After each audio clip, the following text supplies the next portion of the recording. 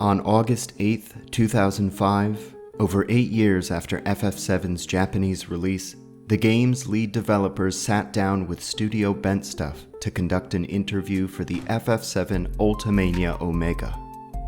After a while, the developers got to discussing scrapped ideas that never made it into the game's retail release. These included several events designed by Motomu Toriyama, one of the game's many event planners, and now a co-director working on the FF7 remake project. Toriyama had a reputation for creating over-the-top scenes, which he would sometimes sneak into the game without notifying the other staff. Only later would the rest of the staff catch on and force him to hide some of this more problematic content. The most famous of these scenes take place at the Honeybee Inn, which was originally much longer and more elaborate. Fans long ago managed to track these scrapped Honeybee Inn scenes down in the game's datamine files. However, one Toriyama scene flew under the radar for no less than 27 years. In the Ultimania Omega interview, FF7 director Kitase describes this scene to readers. There was this scene on the station platform where Biggs, Jesse, and Wedge from Avalanche would face each other and try with all their might to fuse together. When an event begins in FF7, there's a sequence where the party members split off from Cloud's model and they become 3 separate people. Conversely, when the event is over, the members merge and Cloud once again becomes the sole character you control. In essence, that's just how the game's set up, but Toriyama was parodying that. The Avalanche trio would say something like, "Let's fuse too," and come together with a bang. They'd smack into each other without merging and mutter, "I guess we still don't have enough practice." Nojima, FF7's scenario writer, pointed out that Toriyama even went to the trouble of making dedicated animations for the event.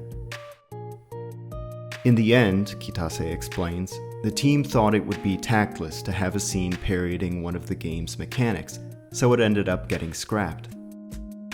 Despite all these clues, it took nearly 2 more decades after the Ultimania's release for this scene to be unearthed. But, sure enough, the dialogue, animations, and sound effects were all still there in the game's files. Thanks to the efforts of Shinra Archaeology, we can now witness the fully restored scene.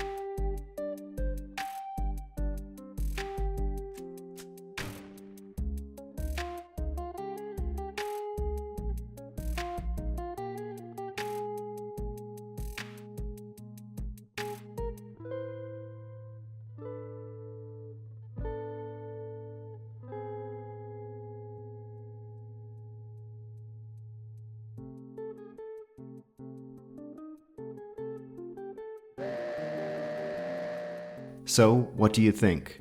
Did Toriyama cross the line with his fourth wall breaking sense of humor? Who knows? Maybe this won't be the last of his gags excavated from FF7's files.